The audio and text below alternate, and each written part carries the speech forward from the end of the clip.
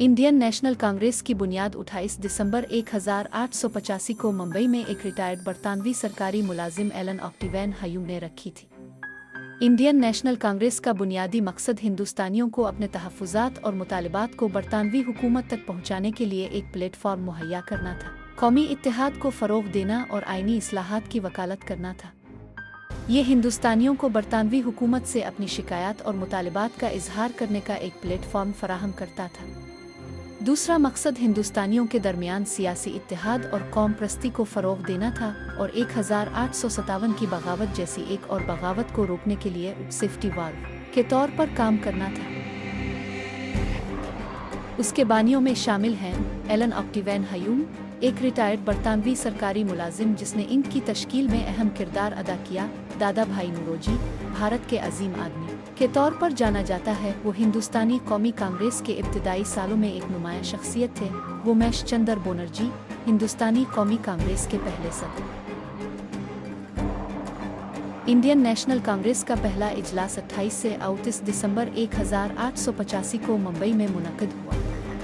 इस तारीख़ी तकरीब ने हिंदुस्तान में मुनज़्ज़म सियासी सरगर्मियों का आगाज़ किया, जिसमें मुल्क के मुख्तलिफ हिस्सों से 72 मंदूबीन ने शिरकत की। इस इजलास की सदारत मुमताज़ वकील और सियासतदान वोमेश चंद्र बनर्जी ने की, जो हिंदुस्तानी कौमी कांग्रेस के पहले सदर बने थे। इस अहम इज्तिमा का मकाम बम्बे में गोकुल दास तीजपाल संस्कृत कॉलेज था।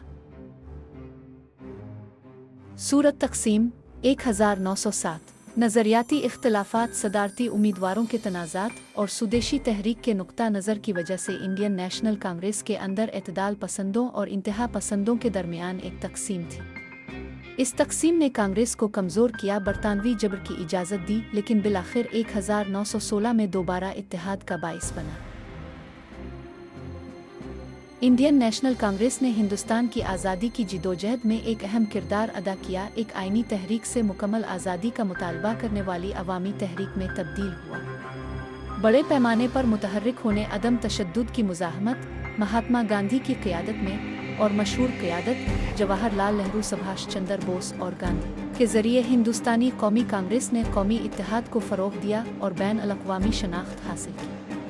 कलीदी तहरीकों में अदम ताउन की तहरीक, सिविल नाफरमानी की तहरीक और हिंदुस्तान छोड़ो तहरीक शामिल थी। हिंदुस्तानी कौमी कांग्रेस की अनथक कोशिशों के नतीजे में बिलाखिर 15 अगस्त 1947 को हिंदुस्तान की आज़ादी हुई, जिसने मुल्क की सियासत और समाज को इज्तिमाई अमन, जमहूरियत और समाजी इंसाफ की विरासत के साथ तश्कील दिया।